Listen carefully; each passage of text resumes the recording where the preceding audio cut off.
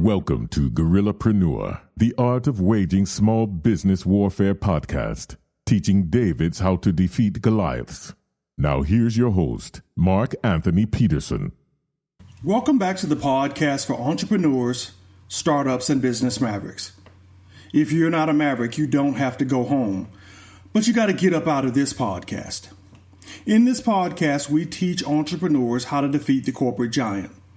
Just like in the story of David and Goliath, David defeated a much taller and stronger Goliath not by fighting the giant in hand-to-hand combat, but by using technology. A slingshot. The slingshot allowed the smaller David to attack from a distance that minimized the advantages that Goliath had over the smaller David. My name is Mark Anthony Peterson. I'm a serial entrepreneur, futurist, and the managing executive at Serial Consulting, a leading small business strategy and technology consulting firm. I'm also the author of the book Gorillapreneur, Small Business Strategy for Davids Wanting to Defeat Goliaths, which is available on Amazon, Barnes & Noble, and iTunes. This podcast is brought to you by Serial Consulting. An idea can launch a business, a strategy can take it global. Gorillapreneurs, I want you to support the show. And you can support the show by liking the show, by subscribing to the show, by leaving a comment and sharing it with your friends. Do it on the Apple Podcast app. Do it on Podomatic.com. Go to the Serial Consulting website. Make sure you check us out on Patreon as well. Patreon.com/Gorillapreneur. Guys, in today's show, I traveled to Birmingham, Alabama to interview Cyrondys Jackson, the Chief Marketing Officer for moovmo, the first ride-sharing company specifically designed for people requiring wheelchair access vehicles. The Birmingham-based Alabama ride-sharing service was launched by Darrell Harris. moovmo won the 2018 Alabama-Launchpad concept track, which came with a $50,000 cash prize. The business model includes upfront and affordable fares, 24/7 service, vetted and trained drivers, and regularly inspected vehicles, as well as on-demand dedicated and scheduled rides. I know what you're thinking. Wow, what a terrific business model. And what a huge gap in service that Uber and Lyft are currently not fulfilling. Vehicles with lifts on them that can help individuals who are wheelchair bound. There are 3.5 million Americans that are permanently bound to wheelchairs, and about 3% of them own their own accessible transportation. Yet in today's market, private and on-demand accessible cars are virtually non-existent.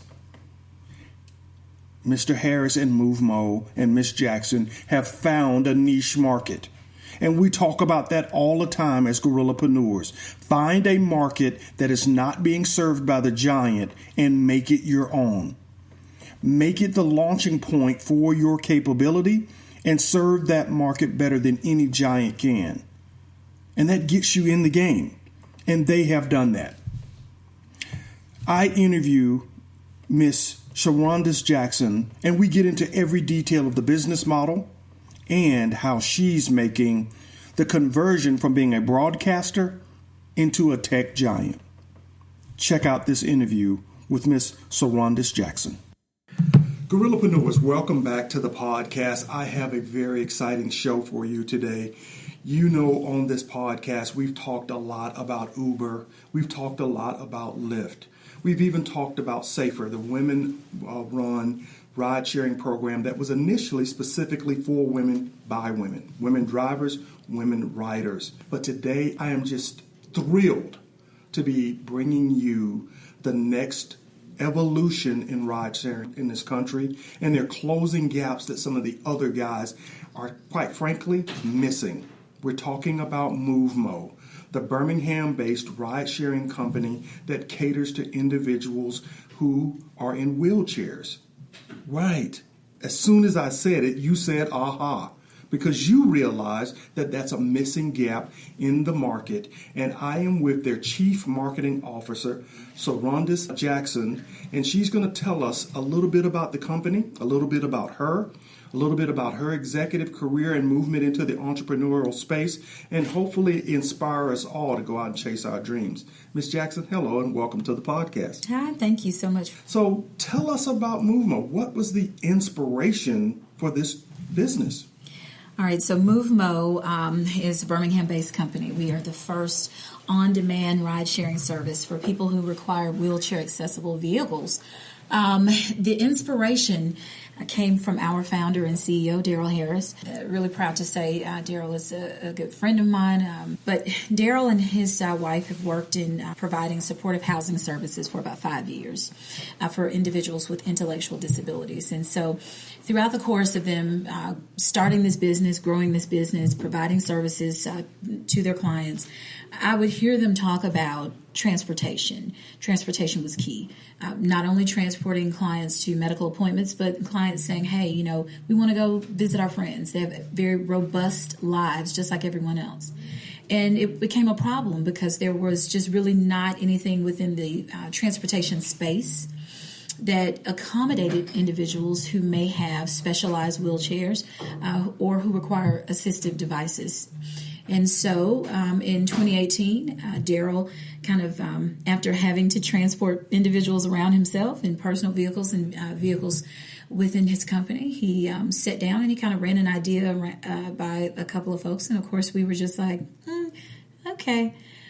But as we thought about it and began to see the faces of moovmo, began to really interact and see how lives are changed by connectivity. I'm a better person because I can connect with people. It became obvious that Darrell was onto something. He was obviously passionate about being able to improve the quality of life, providing access, but he was also passionate about creating an opportunity in this TNC ride-sharing community to provide a service that the big guys just don't want to touch. When I learned of your startup, I saw the gap and realized that gap is not just one that's localized to Birmingham. This is a global issue that I think the government has tried to address through legislation, but there's still been, as you said, the connectivity gap from a transportation perspective.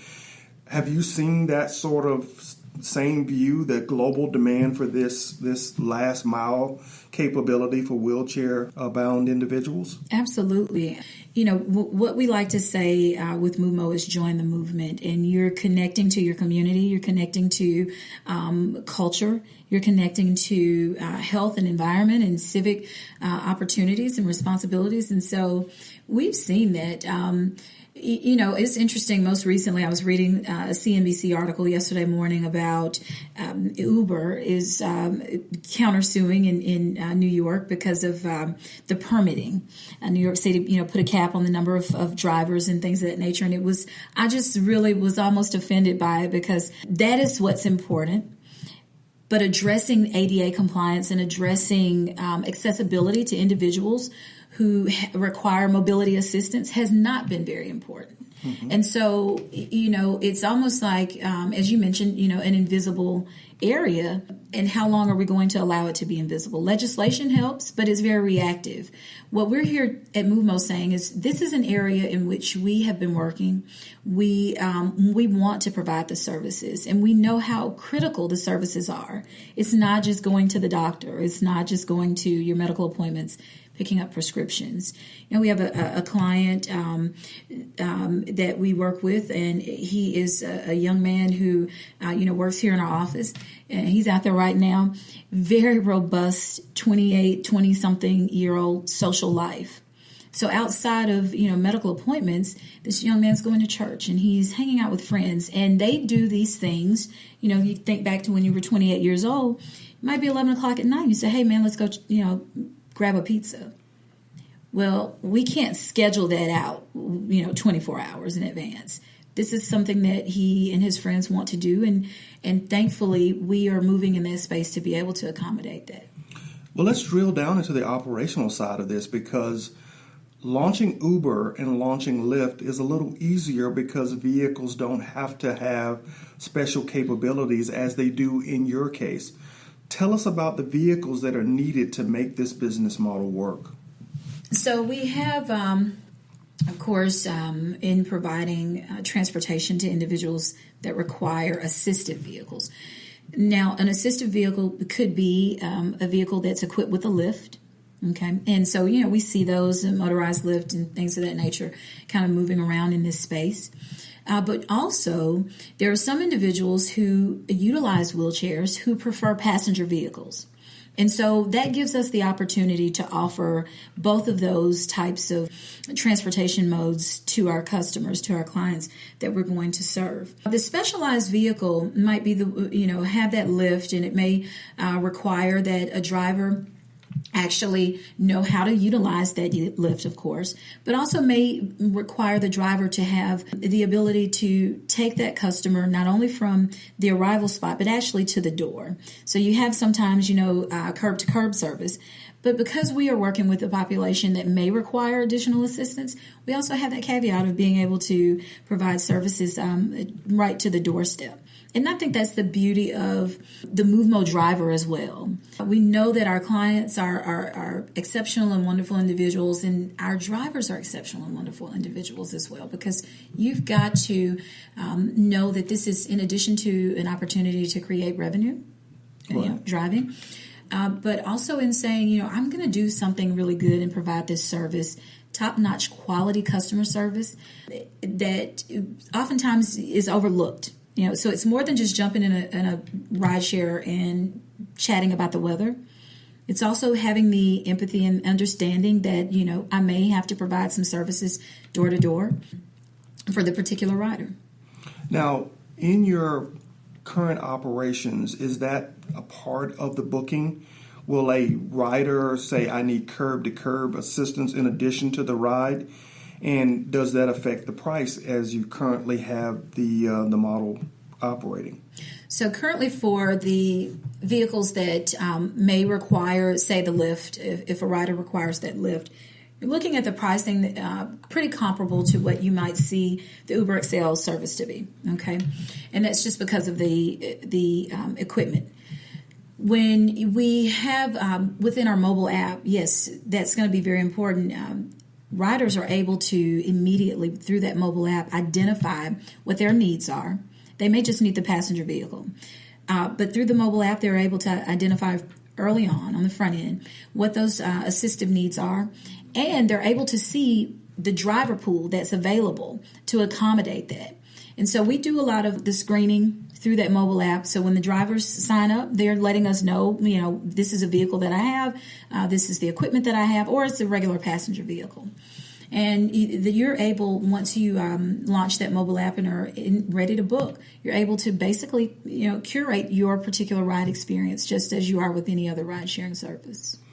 So it sounds like your job is a little more difficult, again, than Uber and Lyft, in that not only are you verifying the driver, there's some level of verification of the vehicle as well.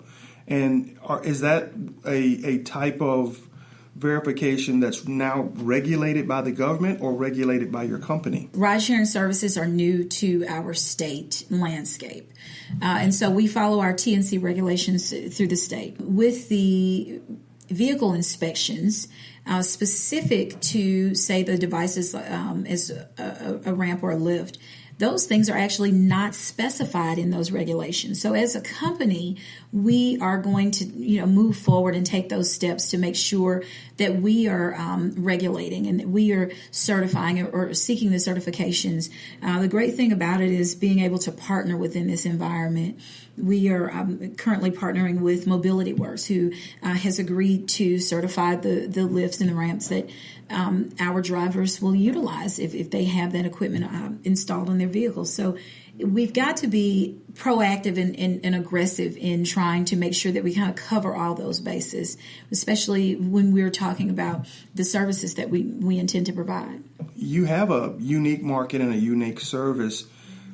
Competition for drivers. You're getting specialized vehicles. Are you finding it difficult to source drivers? At this point, no. So we won Alabama Launchpad roughly in October of last year, and it's a startup through EDPA here in Alabama. And of course, in winning that, there was a lot of media attention that was received. We started almost immediately receiving emails from individuals who expressed that they would like to be considered in that driver pool.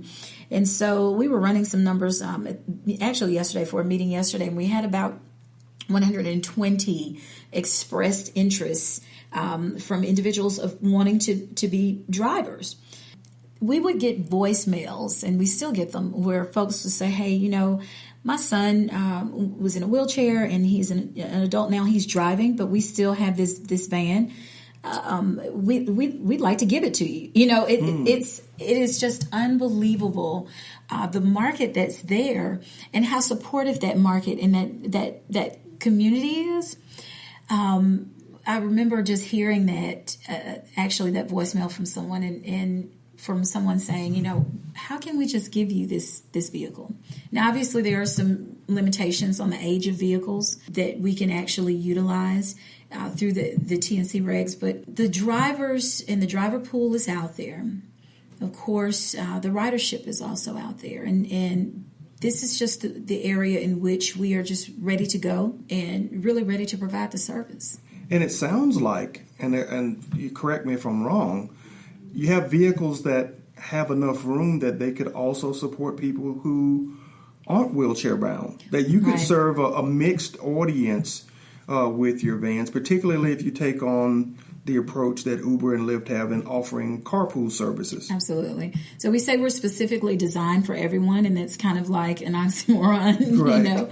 And that is just the beauty of it, because that is the space in which we know that we're able to move into. Being able to hail a ride if you're not able to in this market, where you can share, a particular ride, that's an area in which we want to fill those gaps. And I think that that's one of the primary goals that Darrell had in mind in just cultivating what he envisioned for moovmo. And when he came up with specifically designed for everyone, he said that really doesn't make sense, because everyone, has different specifications or different things that they need. But this is transportation for everyone. No one is precluded. It is definitely an area in which we know has been overlooked, but not anymore. Now, with Uber and Lyft, they sought out some of the busiest cities to prove their business model. San Francisco and New York. It sounds like, and correct me if I'm wrong, markets like Birmingham and other markets the size of Birmingham make good test areas, because you don't have to make the huge investment in trying to manage peak load going after a target market like this. Am I correct that makes it a little bit easier for you? Yes, absolutely. And will that be your rollout path, looking for other markets similar to the size of a Birmingham, or do you plan to take on a New York or San Francisco in the short term? So the long term is we plan to take on the world and be actively in that space.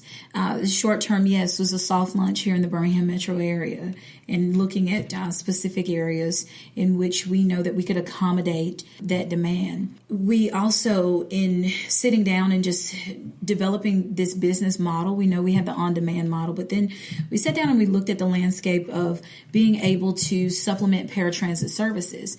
Birmingham and its Metro Transit Authority, like other transit authorities throughout the United States, has seen some instability and seen some struggles just with regular fixed routes and transportation, but also areas that need improvement within paratransit.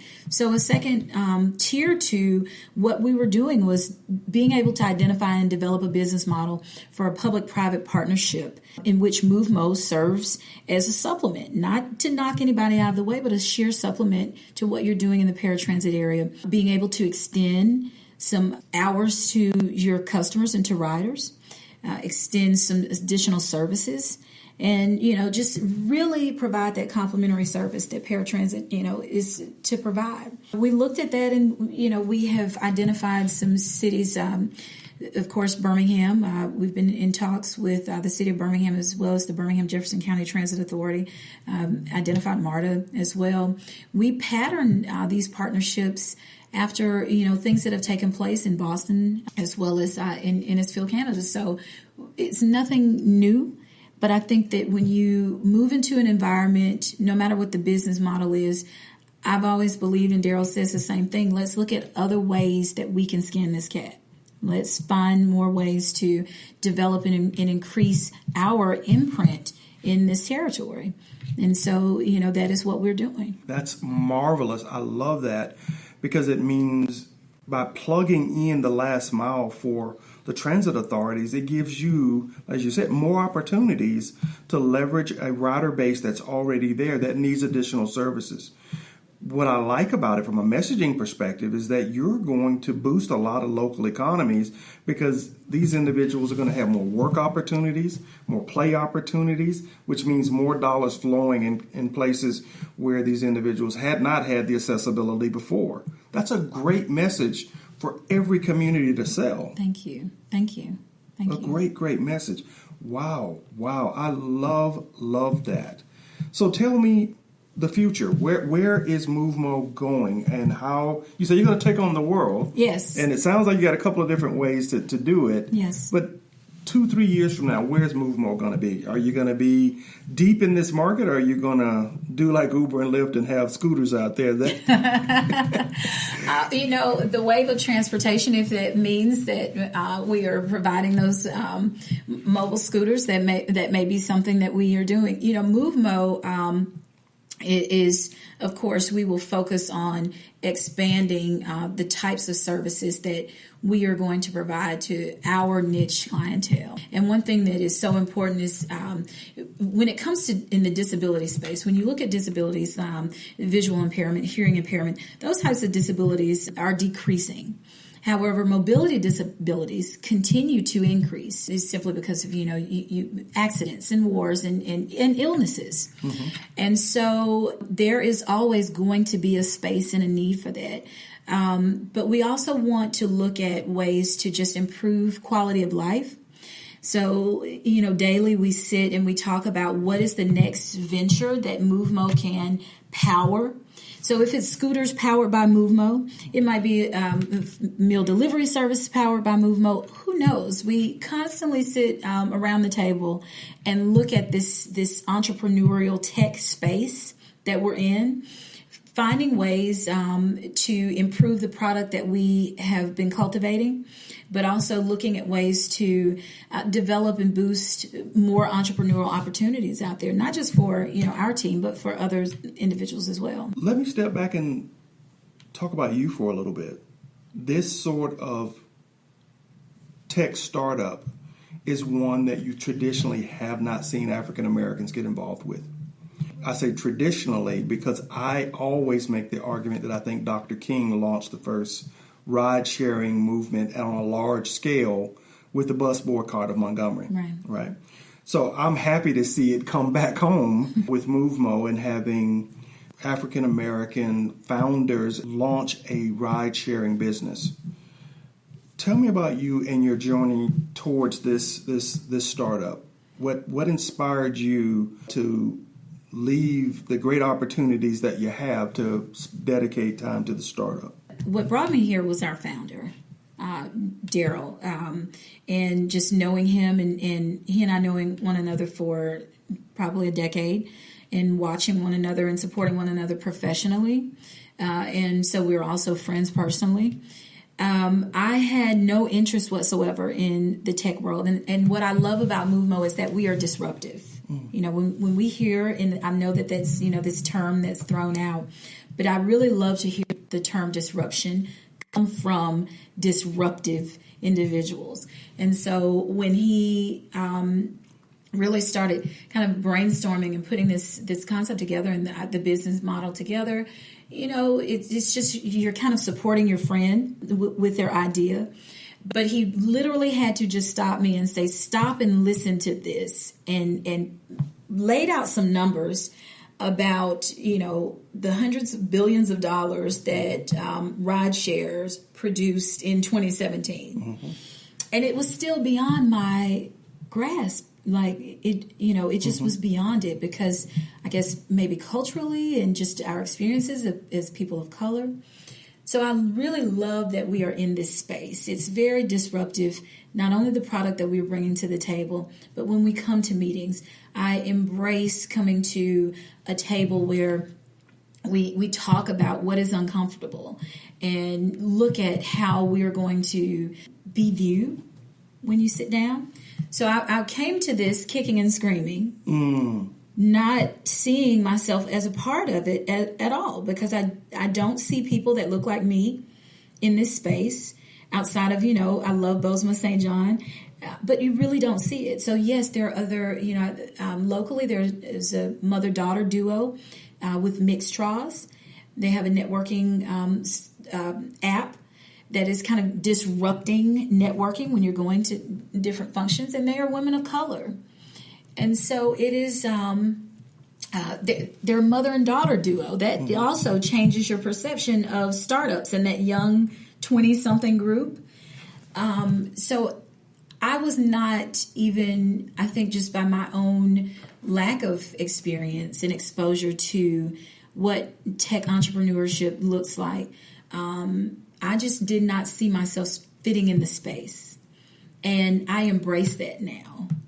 I don't see that there are any dumb questions for me. And I readily tell people, like, I have a background in journalism and I have a master's in professional counseling. So I can talk to you and analyze you, but, you know, I don't see where there's anything wrong with, you know, not being in the space. But once you are in it, owning it and making it your own. And you've definitely done that. This problem, your solutions, you've owned it. I mean, from everything that I'm seeing and looking at from Moovmo, you've definitely made that transition. Tell me your hardest day, both as an entrepreneur and as a woman of color, in making that transition. And what advice would you give to other women or young men that are looking to make that same transition? Because I agree with you. There are a lot of us who are, as Darrell said earlier before he had to step out, we are trained to look at the traditional professions and not think about the wealth building opportunities of solving very difficult problems with technology. Now that he's on that track, I think he's infected, and so are you. So tell me about that worst day and what advice would you give to the people behind us? My worst day is probably daily. And it either comes right at the rising or at the setting. And that just is because I'm either, at the beginning, thinking ahead of, what do we have to do? What's ahead? Why are we not where we need to be? And all of these things. And then at the setting of the day is just reflecting. And so that it's very difficult sometimes to kind of just stop myself and be in that moment and say, you're exactly where you're supposed to be. And my advice that I would give to anyone is, do not discount your ability to be represented in a particular space. We have to have people in traditional professions in order for those professions to continue. However, I think that as people of color, our entrepreneurship has just kind of been discounted.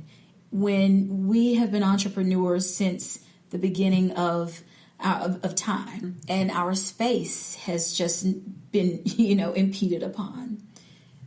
But this is our time now to just really sit back and say, what is it that's going to make my life gratifying? How can I live, learn, leave this legacy? What am I going to feel the most proud about at the end of my day? How hard am I going to think at the beginning of the day about something that actually belongs to me? And so I think that the biggest, my toughest days are either in the morning or in the evening, when I'm kind of just going back and I'm just kind of really sometimes maybe doubting my worth in the space, doubting my founder's worth. Okay, I may have a little angst or anxiety because we know that when we are, we're launching regardless, but we're also in fundraising. Me asking you for $1 million as a person of color is totally different than me asking you for $1 million as a white male or a white woman. I probably would not have to ask once I sit down and show you this return on your investment and everything. Do we want to do convertible notes and all that? It just depends. And so that gets a little disappointing sometimes. It gets a little frustrating because I want this so much as our founder wants this. And so, you take a lot of bearing, a lot of those burdens and pressures. But just believing in yourself in whatever space that you're in, and allowing whatever kind of doubts that you may have, reconciling those. I have to reconcile them, though, when I have them, in order for me to just be able to say, okay, well, this is where we forge ahead. That's powerful. And I think everyone listening to this podcast that's an entrepreneur, if you haven't experienced those types of doubts, you will. Mm-hmm. And it's commonplace, and you should expect it. And as Ms. Jackson was saying, you have to have a method or an approach to reconcile them and to come to terms with where you are, because you are exactly where you need to be. Right. And as long as you have a plan to move from that spot to the next spot, accept that plan and move at the pace that makes sense for your business. And I know you're absolutely right. With my last startup, there were many, many times when I showed up at major client presentations with a team where the people in the room thought I was the lowest person on the totem pole. Right. And not the founder. And it wasn't until the meeting started and the team turned to me and go, well, let's ask the founder, that the people in the room realized that the solution was provided by a person of color. So there are certain hurdles, you're right. But we have to anticipate that, expect that, know that. It doesn't diminish the feelings of doubt or the feelings of worthlessness, but we push through them. Absolutely. Because we know the solutions are valuable, and we know it means a lot to the people who are on the team because they're depending on us winning. Absolutely. No, yeah. This is powerful, powerful, powerful stuff. Anything else you'd like to leave our team with based on where you guys are? Yes, absolutely. Okay. I would just like to say that we are where you are.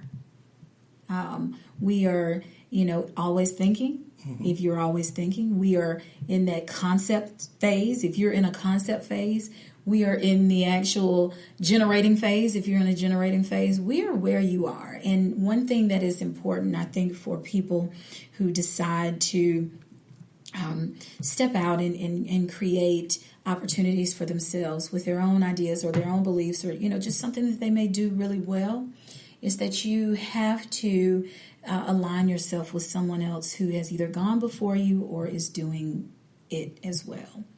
So you understand the bad days. You understand having to, juggle the money. You understand the guerrilla efforts that you may have to utilize in order to, either get before an audience or either just get your idea heard. So, Moovmo is where other entrepreneurs are.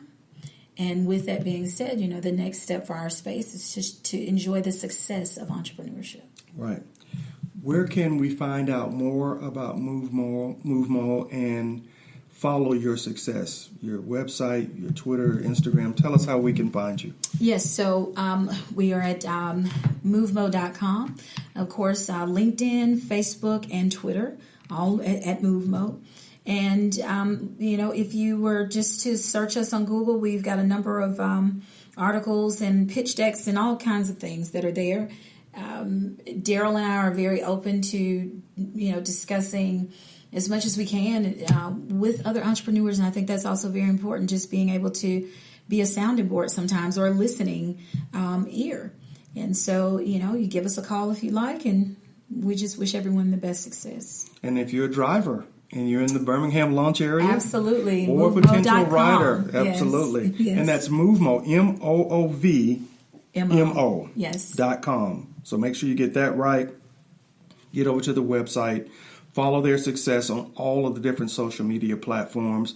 And then from time to time, just send them a note saying you're praying for them, because entrepreneurship is hard, but they have a great, great solution with a wonderful value proposition for a target group of people that deserve this solution, and we want to see you win.